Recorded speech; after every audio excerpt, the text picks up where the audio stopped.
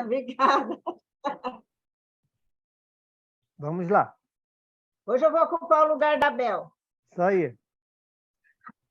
Questão 562. Os espíritos da ordem mais elevada, nada mais tendo a adquirir, entregam-se a um repouso absoluto ou têm ainda ocupações? Se querias que eles fizessem por toda a eternidade, a eterna ociosidade seria um suplício eterno. Ok, isso é a lógica, né? Nos leva a esse entendimento, né, gente? Do que adiantaria nós fazermos toda essa trajetória de aprendizado, de moralidade, de conhecimento, e chega lá no fim, tá, agora você fica tranquilo, não precisa fazer mais nada. E tudo que eu aprendi, tudo que eu conquistei, vai ficar o quê? Para mim, não tem sentido, né, gente? É aí que nós iremos, de fato, colaborar ainda mais, porque já alcançamos as condições de ajudar a muitos, né? Inicialmente, nós buscamos ajudar a nós mesmos. Depois, nós conseguimos ajudar o próximo. Depois, nós vamos conseguir ajudar multidões, né?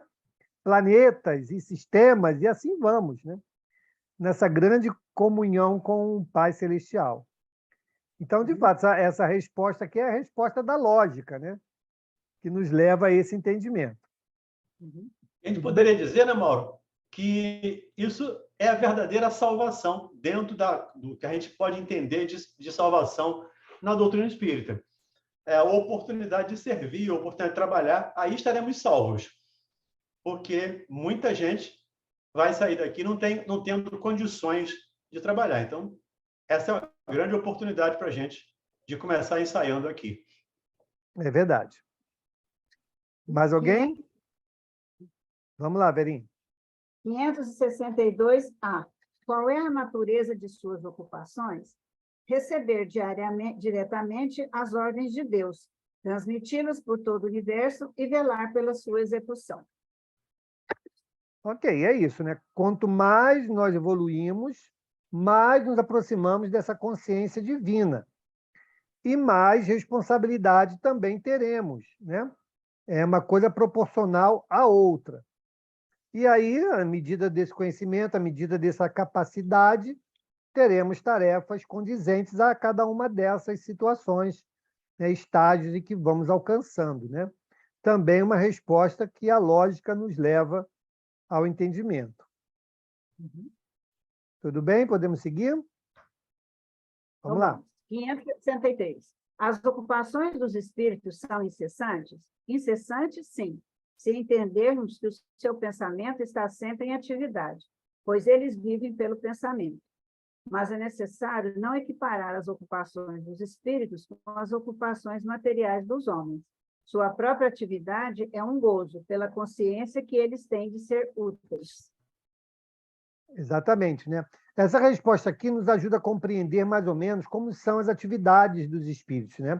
Então ele fala aqui, né, que assim, a atividade deles se dá pelo pensamento. Aí a gente vai querer fazer um paralelo com a gente, né?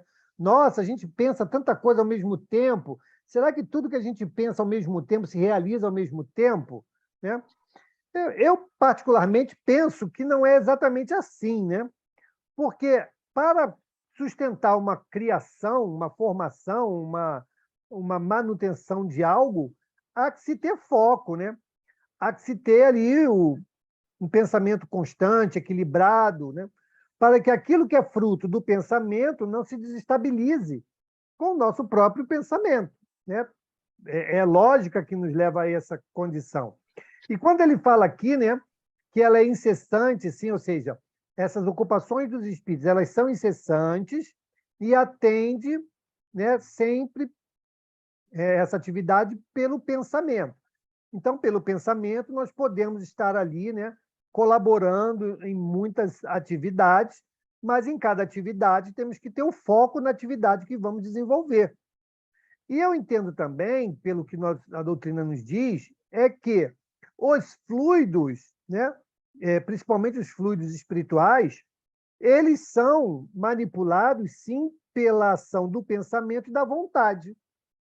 Então, se é pelo pensamento e pela vontade, a depender de cada atividade, claro, né, há que se ter esse foco, né?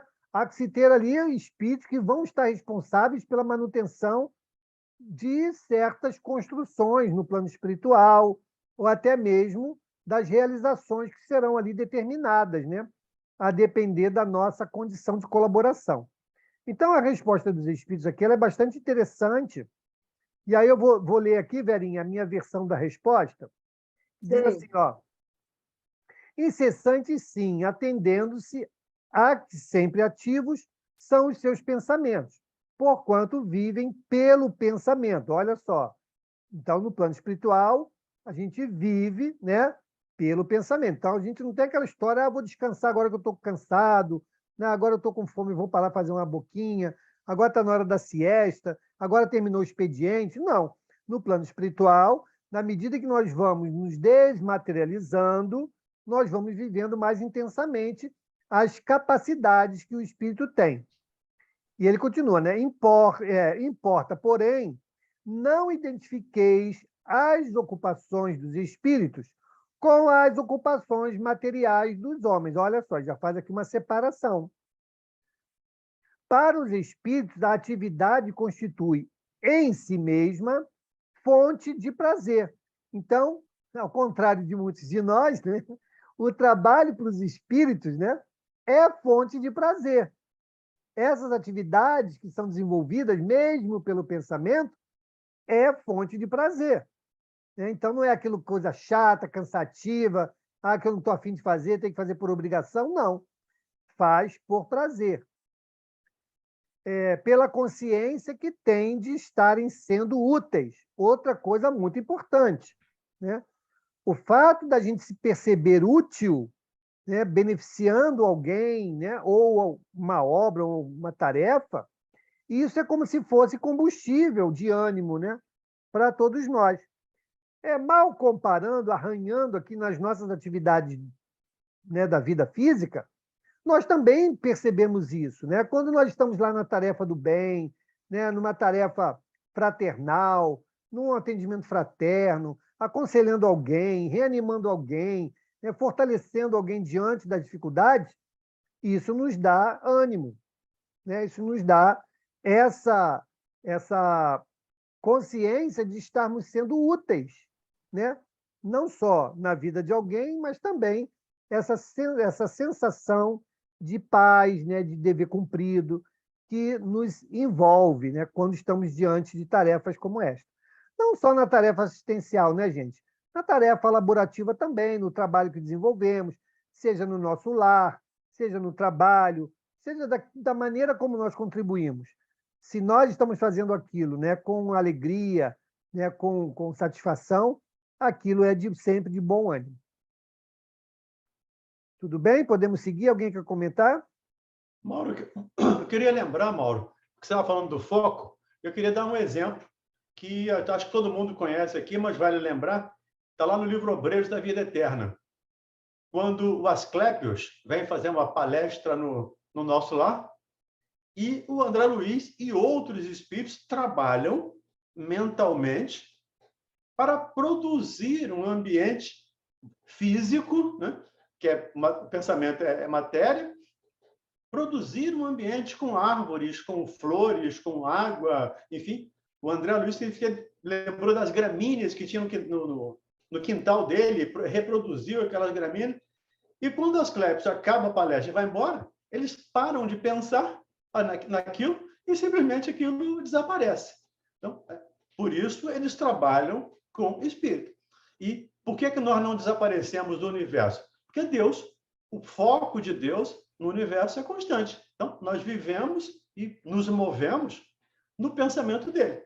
Por isso, nós existimos, né, no pensamento dele. Se ele parasse de pensar, deixaríamos de existir. Porque o pensamento dele que mantém tudo isso. E o André e os companheiros dele, enquanto estavam focados naquela situação, eles produziam aquilo. Parar de focar. Então, o foco de Deus também é permanente, é eterno, é incessante, para nos manter e para manter a produção, né, de fluido cósmico, de produção a criação de espíritos eternamente. Quem quiser ler o livro depois lá, vale a pena, que é importante. O livro é muito bonito e passa e conta histórias de, vou dar um spoiler, né, de desencarnes que todos nós vamos passar e muitos de nós ainda temos medo. Então, é uma maneira da gente superar o medo também da morte. Ok, podemos seguir? Vamos lá, Verinha. 563A. Concebe-se isso para os bons espíritos? Para os bons espíritos. Mas acontece o mesmo com os espíritos inferiores?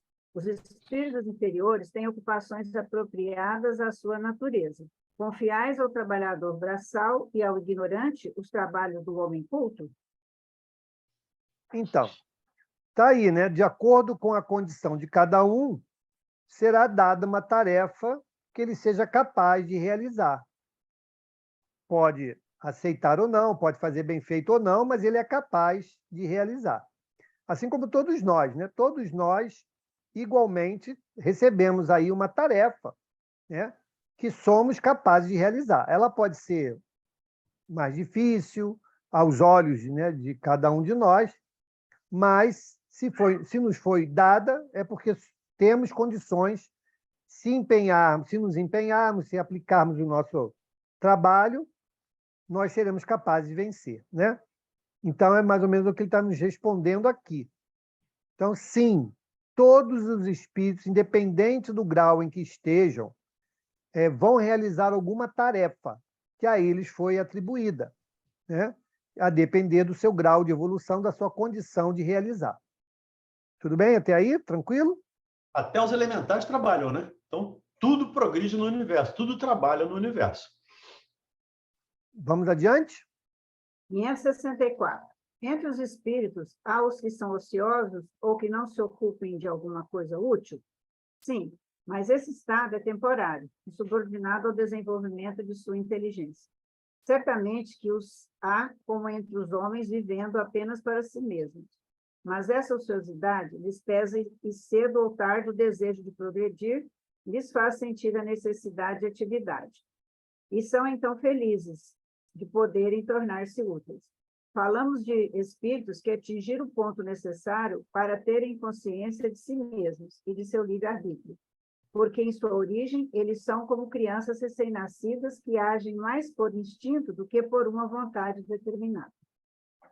Ok. Essa resposta aqui é bom a gente fazer entendimento dela aos poucos, né? Então, ele diz assim: há espíritos que se conservem ociosos ou que de nenhuma coisa útil se ocupem, ou seja, está lá sem fazer nada. Será que tem algum espírito que está lá sem fazer nada? Ele diz lá, mas esse estado é temporário e subordinado ao desenvolvimento de suas inteligências. Então, na medida que nós vamos amadurecendo, ampliando essa inteligência, nós vamos naturalmente saindo da ociosidade. Ok? Continua. Certamente há espíritos que, como certos homens, só para si mesmos vivem. Também é algo natural, né? Por quê? Diante da nossa imperfeição, principalmente moral, né? Nós podemos julgar que não temos que nos desgastar com ninguém, que a gente é o suficiente viver para nós mesmos, né? Aquela visão egoísta. E aí, por certo ponto, podemos achar algum sentido nisso. Aí ele continua.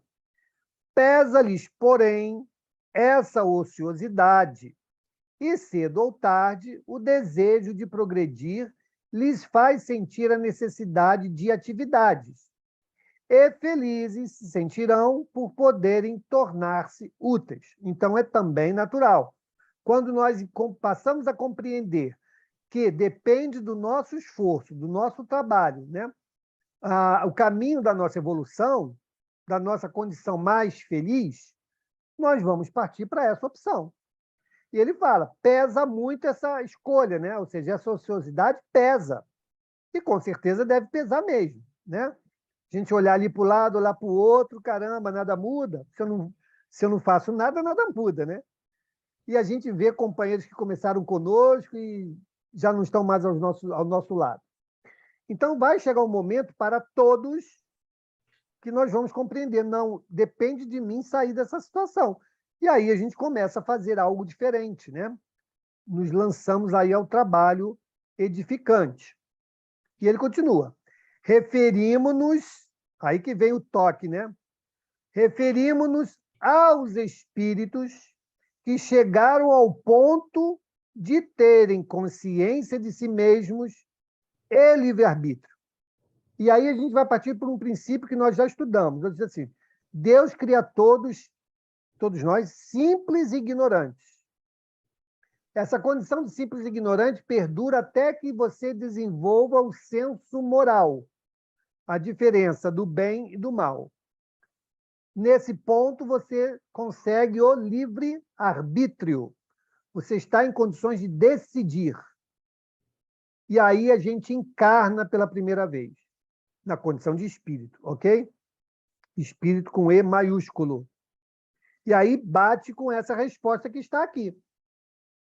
Então, ele está dizendo qual é a categoria dos espíritos que podem estar nesse estado temporário. Ou seja, aqueles, né, que ainda não alcançaram esse grau de consciência. Então, ele está dizendo, referimos-nos aos espíritos que chegaram ao ponto de terem consciência de si mesmos e livre-arbítrio. Ou seja, esses que chegaram a essa condição são aqueles que já entenderam que é por meio do trabalho, por meio do aprendizado, por meio das atividades que vão desenvolver, que vão progredir.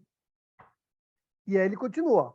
Porquanto, em sua origem, todos são quais crianças que acabam de nascer e que obram mais por instinto que por vontade expressa.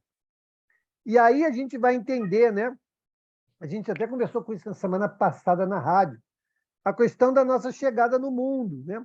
Então, os espíritos recém-criados que alcançaram essa condição do livre-arbítrio vão reencarnar inicialmente aonde? Em mundos primitivos, onde você ainda não tem muita condição de decisão, você vai ser movido pelo instinto, que é o instinto de conservação, todas aquelas leis naturais que nos impulsionam, né?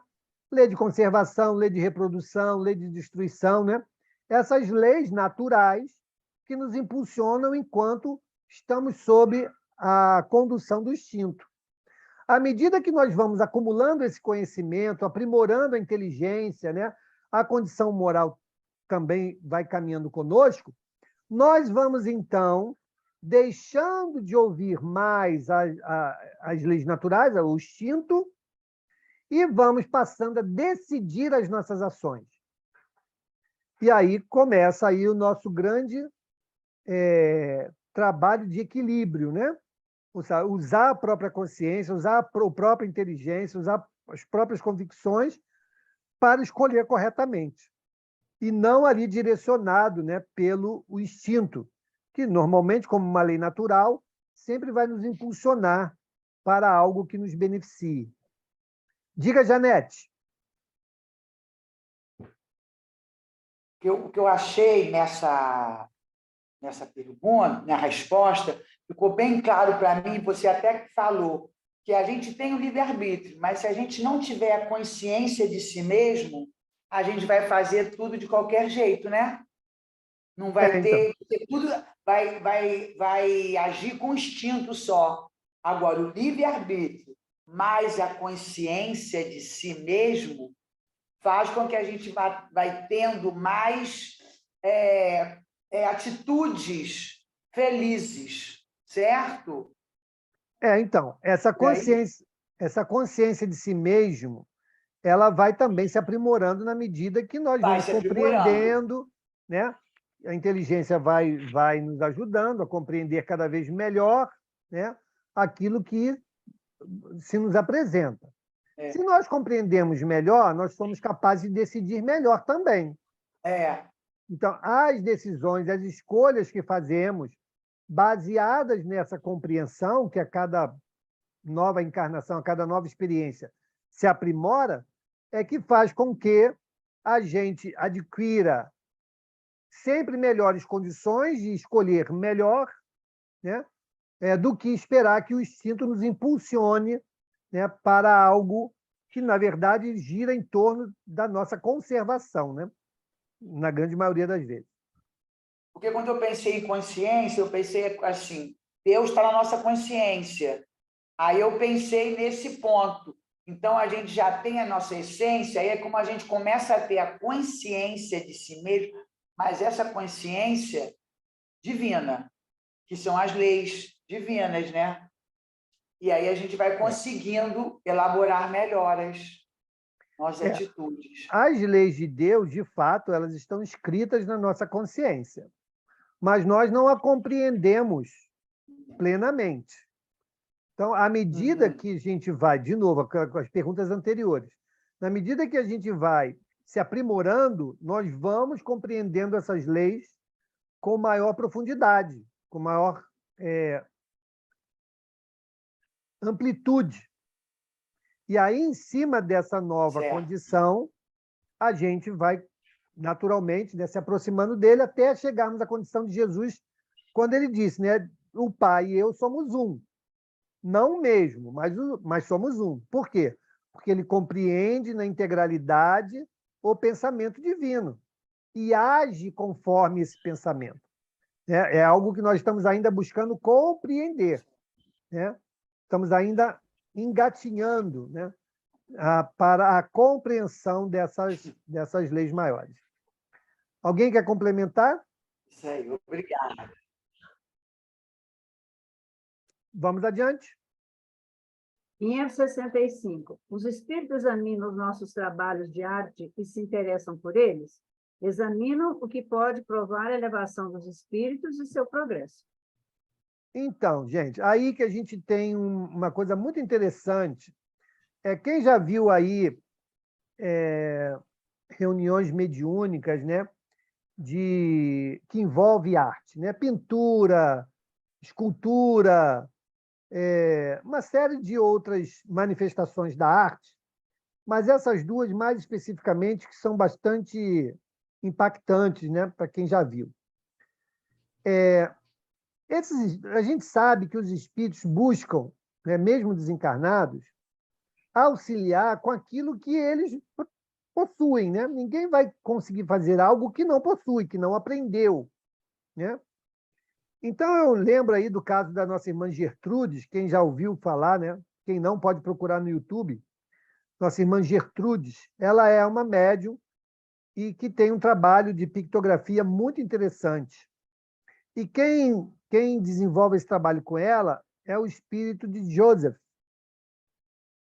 E o encontro deles foi muito interessante porque começou com uma perturbação, né? O Joseph se aproximou dela, ela disse que antes do Joseph, ela não sabia desenhar nem aquela casinha de palitinho, ela não sabia desenhar nada, né?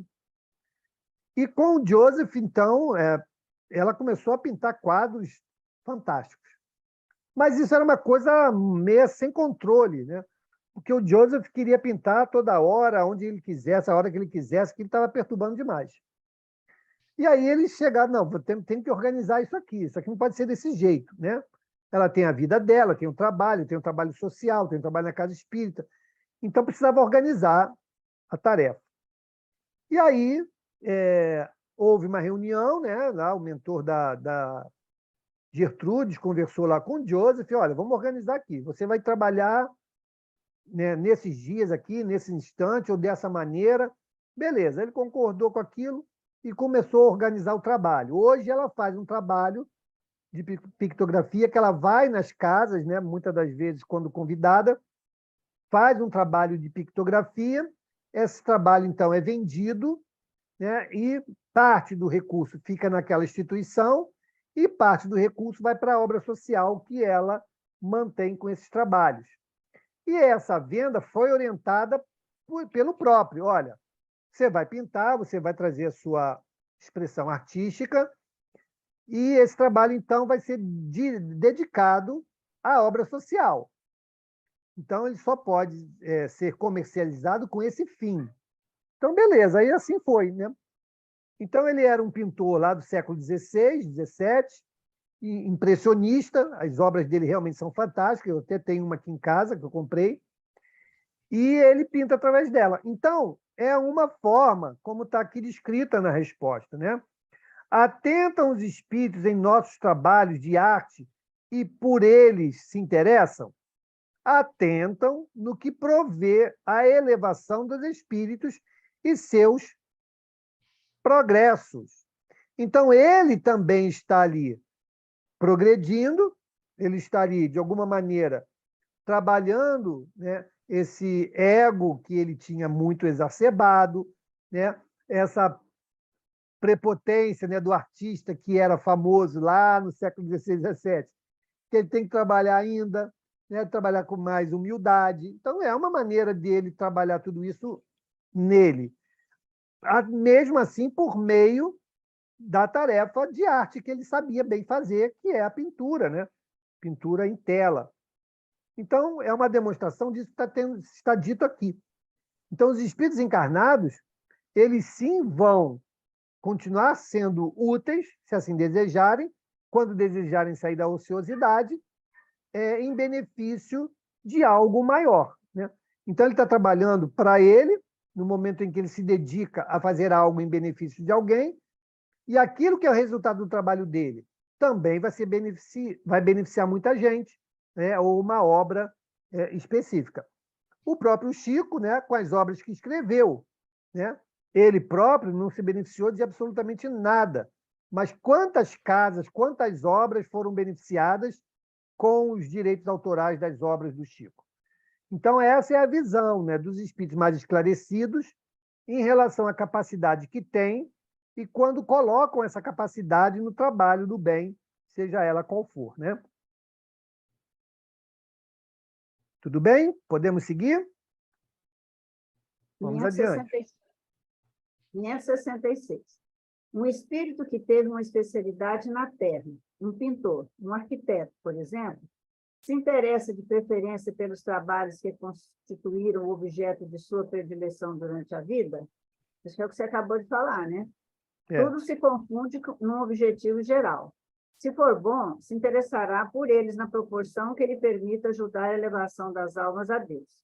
Esqueceis, aliás, que um espírito que praticou uma arte na existência em que o conhecestes pode ter praticado outra em outra existência, porque é necessário que tudo saiba para tornar-se perfeito. Assim, segundo o seu grau de adiantamento, pode ser que nenhuma delas constitua uma especialidade para ele. É isso o que eu entendo quando digo que tudo se confunde no objetivo geral. Notai ainda isto: o que é sublime para vós, no vosso mundo atrasado, não passa de infantilidade comparado com o que há nos mundos mais avançados. Como quereis que os espíritos que habitam esses mundos, onde existem artes desconhecidas para vós, admirem o que para eles não é mais que um trabalho escolar? Já o disse, eles examinam aquilo que pode provar progresso. Ok, não tem nem muito o que acrescentar aqui. Diga, Angélica. A 565, Mauro, ele fala que os espíritos examinam nossos trabalhos de arte e se interessam por eles, né? Pergunta. Mas aí ficou mais nesse campo da pictografia, né? Não. A explicação. Não, porque sim, eu entendo assim que eu entendo assim que todo artista ele tem um espírito que está ali também olhando aquela obra que ele está fazendo, né? Então, pode ter ou não. A gente ouve muito, né, os espíritos, os artistas dizem, tive uma inspiração, estou inspirado, né? O que é essa inspiração? Pode ser algo de foro íntimo, pessoal, né, da imaginação dele, como pode ser também uma inspiração do plano espiritual em relação àquilo que ele quer apresentar, né? Se vocês procurarem no YouTube ou na internet, né, a Akira é uma jovem, né, começou a pintar muito, muito criança. E ela dizia, eu pinto o que eu vejo. Né? Então, ali já tem... Você conhece, né? Então, aquilo, o que ela vê? Né? Ela vê aquilo que a espiritualidade mostra para ela. Ela tem, com certeza, habilidade para pintar como ela faz. Ela tem habilidade. Né? E tem essa sensibilidade, né, que não deixa de ser mediúnica. Então, ela faz quadros fantásticos, né? Brilhantes, né? Então, é algo desse tipo. Agora, você vê isso na música, você vê isso na escultura, né? Olha aí o Aleijadinho, né? Nosso Aleijadinho. Então, a gente vê isso em várias formas de apresentação. Por exemplo, eu tenho uma filha bailarina, né? A Manuela mesmo já falou quantas vezes ela percebeu, né, um envolvimento, né, enquanto ela estava dançando. Né? Já pessoas, médios videntes, já disseram, né, olha, você não estava dançando sozinha, eu vi uma bailarina dançando com você. Né? Ou seja, são esses espíritos que desencarnam, que guardam o amor àquilo que faziam e continuam, né, se aproximando, assim como os viciosos, aqueles também que têm amor àquilo que faziam, se aproximam para também sanar um pouco, aliviar um pouco a saudade, né, daquilo que realizavam. Apesar de que, no campo artístico, a gente sabe que no plano espiritual a gente deve construir coisas ainda mais fantásticas. Né? Imagine, né, se a gente tem a liberdade pelo pensamento e temos a matéria-prima do fluido para criar. Olha quanta coisa maravilhosa, né? Fantástica a gente seria capaz de construir no plano espiritual. Existem até algumas comunicações que dizem, olha, eu não sei como expressar, né? Não tenho palavras, não tenho como descrever o que eu estou vendo. Então, veja como é difícil, né? Traduzir o que é possível ser feito no plano espiritual e o mal acabado aqui no plano físico.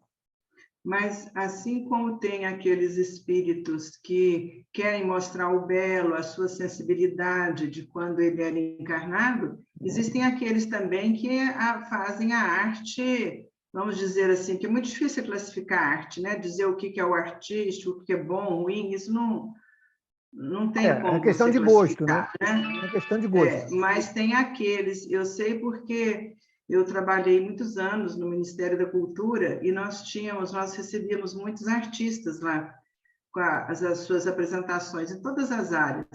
E uma vez me impressionou muito um grupo determinado, só um grupo não, eram duas pessoas que eles queriam implantar a arte queer, não sei se você já ouviu falar, na arte queer, que é a arte LGBTQI+, né? Eles acham que a arte produzida pelos LGBT é uma arte diferenciada. E dentro da classificação para nós não era, porque um artista que pertence ao grupo LGBT, ele é um artista plástico, ou ele é um cantor, ele não tem essa classificação. Mas eles queriam impor que esta arte queer, queer mesmo, né? Que era uma arte e eles queriam apoio do Ministério da Cultura. E eu lembro que, na época, nós não pudemos apoiar, porque chegou a um ponto que não podia classificar aquilo como arte. Então, eu imaginava assim, na época, eu imaginava assim, que aquelas pessoas estavam sendo induzidas a fazer aquele tipo de arte por espíritos inferiores, porque era algo muito pejorativo que eles nos apresentavam.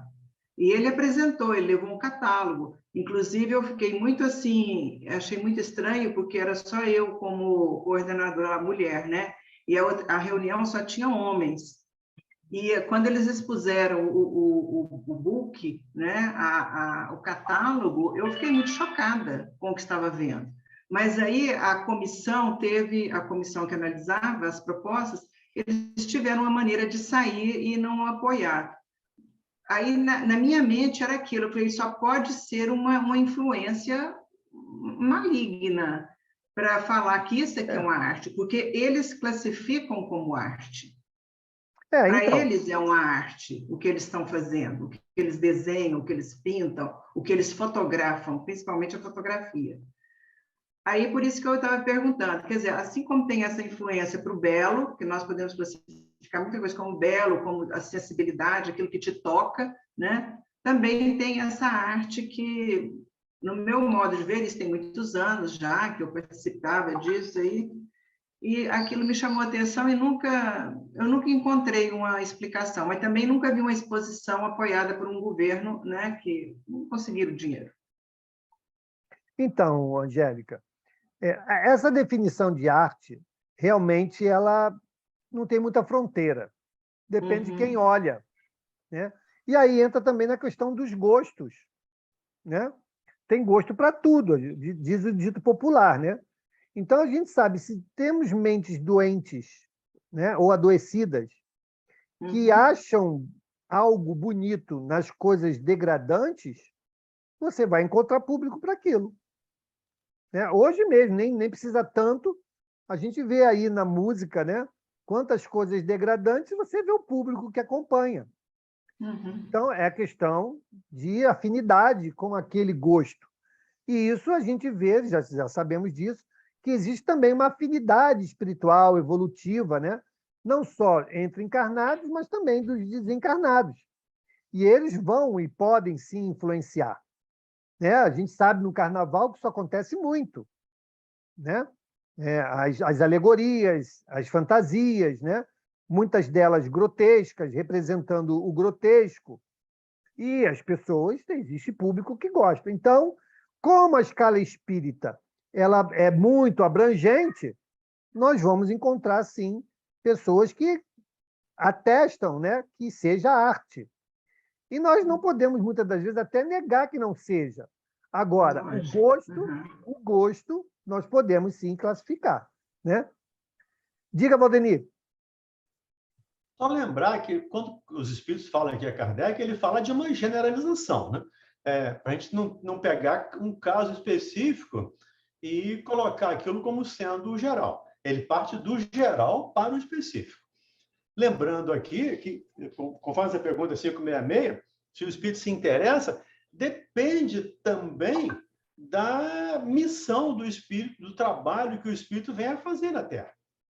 No livro Devação do Invisível, da dona Ivone Pereira, ela mostra lá, ela nos narra, de que o Frederico Chopin iria reencarnar no Brasil a partir do ano 2000. É possível até que já esteja reencarnado por aí, né? 20 e tantos anos já esteja reencarnado por aí. Mas que ele, o Chopin, não queria trabalhar com música.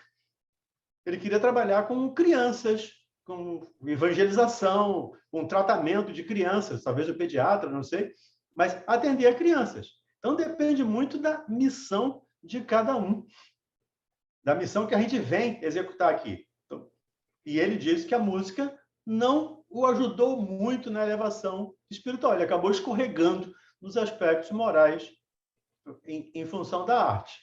Então, ele quer agora corrigir isso. Tá? Cada situação é uma situação especial, digamos assim. E a Angélica tem razão, você lembrou bem aí no livro Nas Fronteiras da Loucura, né? O Manuel Filomeno fala lá da influência que os espíritos exercem sobre o carnaval. Até no SEAC nós fizemos um trabalho lá no SEAC na época do carnaval, né? Mostrando esse grotesco, né? Das fantasias, das figuras, né? Uma até, bem, não vamos nem entrar no detalhe, mas o grotesco dos figurinos. Aquilo, obviamente, que é orientado, que é ajudado pelos amigos espirituais que estão ainda naquele nível de evolução. E até essa exposição queer teve aqui no Rio de Janeiro, teve em Porto Alegre, mas bancada pelo Santander, que depois até tirou do ar porque foi tanta gente reclamando que eles acabaram tirando o patrocínio dessa exposição. Exatamente, Santander. Ok. Podemos seguir? Vamos lá. 566A. Vamos ver se essa tem alguma coisa com a pergunta que a Angélica colocou. Concebemos que assim deve ser para os espíritos bastante adiantados, mas falamos dos espíritos mais vulgares, que não se elevaram ainda acima das ideias terrenas. Para esses é diferente, seu ponto de vista é mais limitado e pode admirar aquilo mesmo que admirais. Então, é isso aí, tá vendo? Então, a depender do grau de adiantamento, né, dos espíritos, eles vão se afinizar com aquilo que está dentro da sua forma de percepção. É assim que funciona. Nada além disso. Tudo bem? Podemos seguir? 567. Os espíritos se imiscuem algumas vezes em nossas ocupações e em nossos prazeres? Os espíritos vulgares, como disseste, sim. Estão incessantemente ao vosso redor e tomam parte, às vezes, bastante ativa naquilo que fazeis, segundo sua natureza. E é bom que o façam para impulsionar os homens nos diferentes caminhos da vida, excitar ou moderar as suas paixões. Aí vem uma explicação. Os espíritos se ocupam das coisas deste mundo na razão da sua elevação, da sua inferioridade. Os espíritos superiores têm, sem dúvida, a faculdade de as considerar nos seus mínimos aspectos, mas não o fazem senão na medida em que seja útil ao progresso. Os espíritos inferiores somente ligam a essas coisas uma importância relativa às lembranças que ainda estão presentes em sua memória e às ideias materiais que ainda não foram extintas. Ok. Quer comentar, Valdemir? É muito o que nós já acabamos de falar, né? Aqui na minha tradução. Os espíritos se miscuem algumas vezes em nossas ocupações e prazeres. A gente pode dizer que sim, sempre. Eles estão sempre se imiscuindo no nosso meio, principalmente os espíritos que não têm ainda uma elevação moral, que não têm compromisso com a verdade, que estão ali para se divertir ou para atrapalhar a diversão de alguém. Sim, eles estão sempre no nosso meio. Depende muito da nossa vibração, de qual o meu objetivo naquele prazer. Porque num local onde, por exemplo, se usa droga, e aí diz-se diversão, naturalmente tem espíritos ali que gostam de drogas, que estimulam o uso de droga, como estimulam o uso da comida, do sexo, sei lá, de qualquer outra coisa, para que ele tenha essa sensação do prazer relativo àquele ato. Então, ele não tem o corpo físico mais, ele não pode comer, ele não pode usar a droga, ele não pode fazer sexo, mas ele estimula para que ele tenha a sensação, ele possa participar disso. E me lembrei de mais um livro aqui, tá? Um livro chamado Liberação, do Salvador Gentili, onde ele mostra principalmente os aspectos sexuais, onde os espíritos se miscuem muito no nosso meio, desde que, naturalmente, estejamos também nessa sintonia. Porque, para o espírito, pensamento é tudo, né? Então, desde que eu esteja na sintonia, eu vou atrair de um lado ou de outro. Aí é importante termos esse conhecimento para selecionarmos as nossas companhias, né? A nossa multidão de testemunhas. Porque quem seleciona somos nós, através principalmente do nosso sentimento, do nosso pensamento. Por que eu estou fazendo aquilo ali? Eu estou realmente me divertindo ou estou desejando alguma coisa a mais? E aí os espíritos vão nos ajudar em todos os aspectos, bons ou maus, dependendo. Lembrando lá que o André Luiz, num dos livros dele, não vou lembrar qual agora, tem espírito, tinha um espírito muito iluminado, trabalhando numa boate, onde chega para ajudar os amigos que estavam ali naquela boate. Entra até um pai cujo genro estava traindo a filha nessa boate e ele queria bater no rapaz lá, e os espíritos acabaram ajudando para que os ânimos fossem acalmados. Então, tem ruins, espíritos pouco elevados? Sim, mas também tem espíritos bons. Nós nunca estamos ao desamparo. Sempre tem amigos nos ajudando. Ok. Podemos seguir? Vamos lá, Vera. 568. Os espíritos que têm missões a cumprir, cumprem-nas em estado errante ou encarnado. Podem fazê-lo num e no outro estado. Para certos espíritos errantes, essa é uma grande ocupação.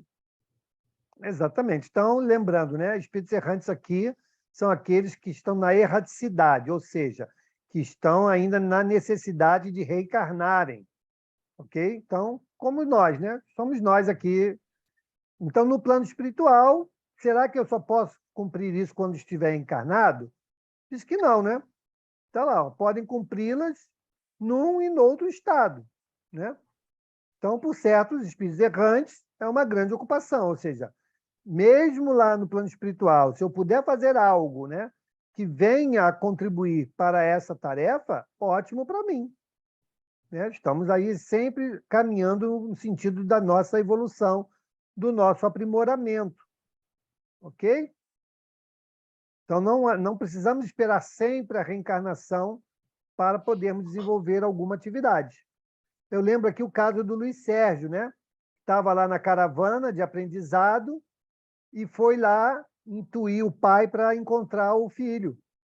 Aquilo ali não foi uma missão para ele, ó, sua tarefa é ir lá orientar lá o pai para encontrar o filho. Ele foi, se empenhou lá, tentou, já tinha aprendido como fazer, né? E acabou conseguindo influenciar o pai. Depois o pai disse, eu tive uma intuição. Aí ele falou, a intuição era eu. Ou seja, era ele influenciando, inspirando, intuindo o pai para que tomasse uma outra decisão, um outro caminho. E acabou encontrando o menino lá. Então, ele é um espírito errante, estava no plano espiritual, aprendendo, e teve lá essa missão, essa tarefa de influenciar o pai para achar a criança, e conseguiu fazer. É um bom exemplo que ilustra a resposta que aqui está. Diga, Angélica. Não, é só para lembrar que nos livros do André Luiz ele cita muito isso também, né? Dos espíritos da erraticidade trabalhando. Nos Missionários da Luz, ele cita lá naquele livro que o Aniceto, acho que é Mensageiros, né? Que o Aniceto aparece. Ele tem uma equipe que trabalha com ele, protegendo os outros para não serem influenciados. O André Luiz cita muito isso. Exatamente. Ok, pessoal, vamos parar aqui então, na pergunta 569. Ok? Uhum. Vamos então fazer a nossa prece. Amanhã, então, estaremos juntos, novamente, estudando aqui o nosso Evangelho.